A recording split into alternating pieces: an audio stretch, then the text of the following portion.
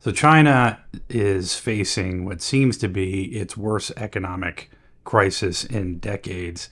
And I think this is something that's been going on for quite some time. And rumors are swirling that the CCP and Xi Jinping are under tremendous pressure. I'm seeing many different stories and reading about things are going on behind the scenes. So we'll go over some of that. There are 60 million homes that are empty in China right now. And they've been saying that housing prices have been falling for 16 plus straight months. I think it's been way longer than that. I think it's much more worse than being reported. It's so bad that people aren't paying their mortgages anymore, and they're refusing to pay on their unfinished homes. And it's not just unfinished homes, it's homes that haven't even been started yet, where people are paying mortgages, and they're like, well, what am I going to continue to pay a mortgage for when I either don't have a home at all, or in some cases, these people are actually moving in to condos that are unfinished, don't even have sheetrock up or anything, don't have electricity, don't have running water, all sharing an outhouse bathroom. 20 plus people in one story where people are sharing a bathroom. It's crazy. Youth unemployment is so bad right now that the government stopped reporting it. This is a pet peeve for me on anything. If you're a government and you stop reporting things because it doesn't look good, that to me, everybody should lose all trust 100% across the board on any government. Our government does that here when it comes to crime statistics. They suppress crime statistics because they want to suppress a narrative. Consumer spending is frozen even with stimulus efforts. That's obviously not a good sign. And local government debt is exploding. 13 trillion yuan installed projects, which I think is about 9 trillion in US dollars. Somebody can correct me if I'm wrong on that number. But the CCP, I think, is cracking under the pressure. Top officials are disappearing. I don't know, like disappearing, or resigning or being fired. Defense minister, foreign minister, rocket force heads are all gone. Rumors of internal power struggles. Xi's centralization may be backfiring. CCP elites are reportedly frustrated with Xi's purges and mismanagement. And signs of elite discontent behind closed doors. Some are even whispering regime change, and those are the things that I've been reading about and hearing. But of course, they do a very good job of suppressing that information. Foreign companies like Apple and Tesla are shifting away from China.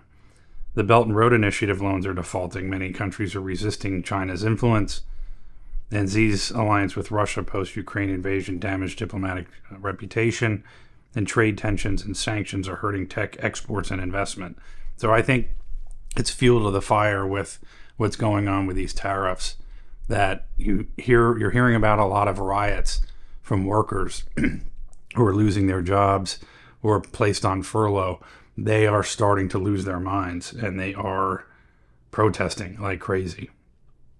And getting into the social unrest, white paper protests in 2022 showed that people were no longer afraid to protest, and it's getting progressively worse. More and more people realize they have nothing to lose, so more and more are protesting. Even though the Chinese government is disappearing a lot of these people are just saying, we've had enough. And if that snowballs and gets worse, it's going to be a problem for the regime. Mortgage boycotts and bank runs show loss of trust in the financial system, and I think that's been going on for quite some time, but really now coming to a head. CCP is censoring like never before, but the censorship isn't stopping the anger, like I said before. Protests are continuing to grow. You're starting to see it more and more on YouTube and social media. Real fear social unrest will grow faster than the party can contain it. And so the snowball effect, if it keeps on going, it's going to get worse and worse, and they're not going to be able to stop it. So Xi Jinping's image is cracking. Common prosperity has failed. Inequality is still rising. Youth are calling themselves, which this is an interesting thing, rotting tail kids. This is a symbol of lost hope for them. So rotting tail kids is what they're using as a term to call themselves and what's going on. And we're not immune to this too in the United States. Same thing is happening here.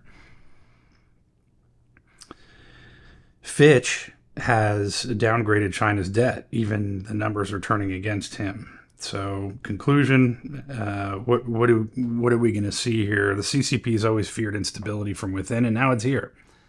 Xi Jinping may be the most powerful Chinese leader in decades, but even he can't control what's happening in the economy and its collapse. There's mass protests. The elite are backlashing against him as well.